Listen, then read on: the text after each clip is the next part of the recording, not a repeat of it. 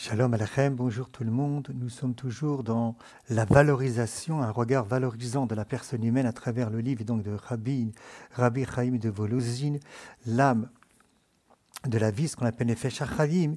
Nous sommes dans le livre de Poche qui a été fait par Verdier Poche à la page 95 et nous avions dit que la personne humaine a un impact non seulement sur les mondes intérieurs, mais en même temps sur les mondes spirituels, puisqu'elle est faite à l'image du nom de Elohim. Et Elohim, il avait dit plusieurs fois, à plusieurs reprises, en rapportant des versets, que c'est un nom qui exprime un pouvoir, la possibilité de pouvoir gouverner, de pouvoir être maître. Je continue. Nos maîtres confirment ce point de vue. Rabbi Azirya dit au nom de Rabbi Yehuda ben Shimon, lorsqu'Israël accomplit la volonté de Dieu, il renforce la puissance de l'en haut, car il est écrit « En Elohim, nous renforçons la puissance ». C'est-à-dire qu'en Elohim, on peut renforcer la puissance d'en haut. Donc, c'est-à-dire qu'on a un impact dans les mondes spirituels. Ça veut dire qu'en fonction de la façon comment on pense, comment on parle, comment on agit, on a un impact non seulement dans les mondes spirituels, et un impact à l'intérieur de nous. Le problème, c'est qu'on ne le voit pas, on ne le ressent pas. Et c'est ça aussi notre épreuve. On ne ressent pas la chose, on ne voit pas qu'on a un impact. Alors, bien sûr, exemple, lorsqu'une personne parle du mal sur notre personne, elle ne voit pas qu'elle va faire un impact sur la troisième personne sur laquelle elle parle. Pourquoi ? Parce qu'on est dans le monde du sensible. Et le monde du sensible, c'est que généralement, quand est-ce qu'on prend conscience d'un impact ? C'est lorsque on va parler d'une personne méchamment mal est là, ou bien lorsque malheureusement, maintenant sur les réseaux sociaux, on parle mal, on peut dégrader la personne. On le voit aujourd'hui, que la parole elle est très puissante. Ou bien quand est-ce qu'on sait qu'on peut avoir un impact, c'est quand on a un comportement, et puis c'est avoir un effet direct ou indirect, on va le ressentir, on va le vivre, mais tout ça touche le monde sensible. Si on ne me fait pas montrer ou si les docteurs ne me disent pas que c'est mauvais de fumer pour les poumons, je ne ressens pas lorsque je fume que la fumée rentre à l'intérieur de mes poumons. Quand est-ce que je vais ressentir qu'il va y avoir un impact ? C'est comme que je commence à faire du sport et là je vais ressentir qu'il me manque de la respiration. Vous voyez, le problème c'est qu'on ne ressent pas l'impact. Lorsqu'on dit qu'on a une mauvaise pensée, il y a un impact sur nous, on ne ressent pas. Alors après on verra peut-être les fruits de cette mauvaise pensée. Et bien c'est exactement la même chose encore plus pour le monde spirituel. Il continue, mais lorsqu'Israël n'accomplit pas la volonté de Dieu, donc lorsqu'il va s'affaiblir, il le dit très clairement, si l'on peut s'exprimer ainsi, la puissance de l'en haut, alors il va affaiblir, la puissance de l'en haut. Car il est écrit, tu as affaibli le roc qui t'engendre. Tu as carrément affaibli le flux divin, la puissance qui est en haut, qui t'a engendré, qui te donne les flux divins, qui te donne les bénédictions. Et donc c'est important, il te dit voilà d'aller voir le Deutéronome, le chapitre 32 et le verset 18. À de nombreuses reprises, le Zohar affirme, les péchés des hommes produisent des brèches en haut. Vous voyez, il y a un impact. C'est ça. Ici, c'est pour nous faire prendre conscience que nos actes ont un impact. Alors, qu'on soit Ashkenaz, Sfarad, Chassid ou pas Chassid, même s'il y a des choses dans lesquelles des Chassidim ne vont pas être en accord avec tout, avec le Nefesh HaChaim. Mais là, c'est extrêmement intéressant, ce passage-là. Et je dis que c'est pour tout le monde.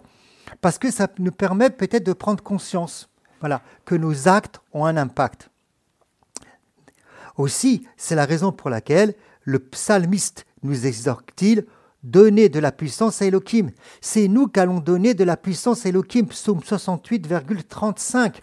Mais c'est fabuleux. C'est nous qui donnons de la puissance à un nom de Dieu. Et quand on lit l'hébreu, c'est Tnu Oz, donner de la puissance, les Elohim, à l'Israël, sur donc Israël, sa gavato, sa gava, sa majesté. Tnu Oz, le mot Oz, ça sera écrit plus tard dans un autre endroit. En Oz et la Torah. Le Nefesh HaChaim sûrement parlera. Il y a deux forces que la Torah. Donc, notre Torah donne de la puissance à Elohim, vers Elohim. On pouvait s'imaginer que notre puissance de parole puisse avoir un impact sur le nom d'Elohim. Donc, si nous pouvons avoir un impact, ou puisque nous pouvons avoir un impact, on donne de la puissance au nom d'Elohim, vous imaginez quel impact qu'on peut avoir à l'intérieur de nous-mêmes. Le Zohar continue, donne le commentaire suivant du verset de Job 1,6.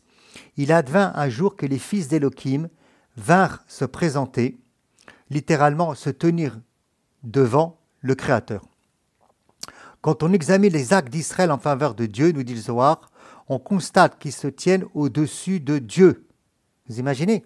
Lorsqu'on examine les actes d'Israël en faveur de Dieu, on va constater qu'ils se tiennent au-dessus de Dieu.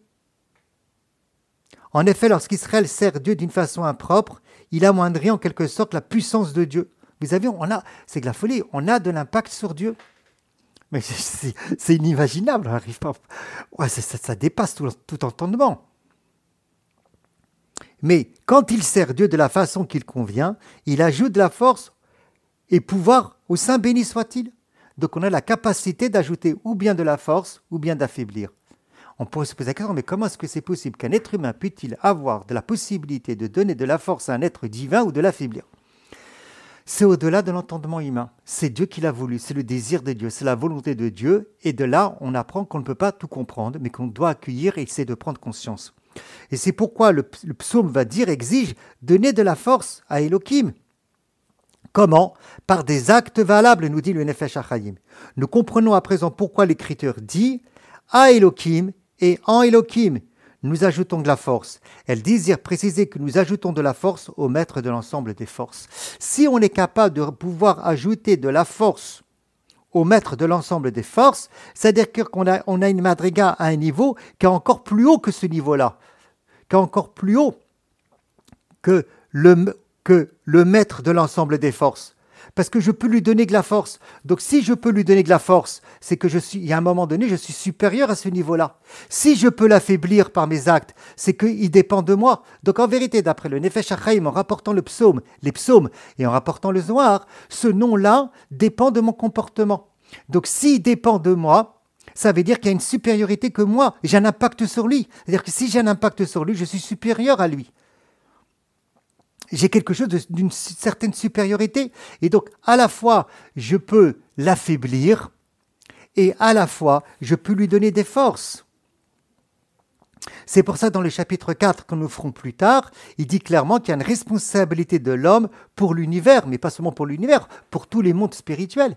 Mais pour cela, nous devons prendre conscience. Donc, nous devons reméditer, réfléchir, reprendre ces textes-là, prier avec, au moment de l'Amida, au moment des prières que l'on fait, de demander à Kadosh Baruch Hu qui me donne conscience de ce que je suis, qui me donne conscience véritablement de la puissance que j'ai, qui me donne conscience de l'impact de la pensée, l'impact de mes paroles, l'impact de mes actes, non seulement dans mon intériorité, non seulement sur les autres êtres humains, mais en plus sur un des noms des divins, sur un des noms de Dieu qui s'appelle donc Elohim. Bereshit bar Elohim, c'est par ce nom que Dieu créa le monde. C'est-à-dire que si, ou puisque, comme dit le Nefesh HaChaim, j'ai la capacité de pouvoir renforcer le nom d'Elohim ou d'affaiblir le nom d'Elohim, et que ce nom-là a créé le monde, c'est-à-dire que j'ai la capacité de pouvoir être au-dessus du monde ou en dessous du monde.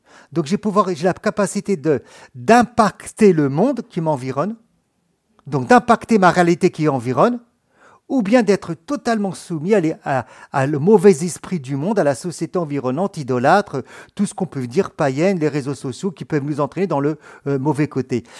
Peut-être que je reprendrai ça avant de reprendre le numéro 4, parce que c'est quelque chose qui est extrêmement puissant.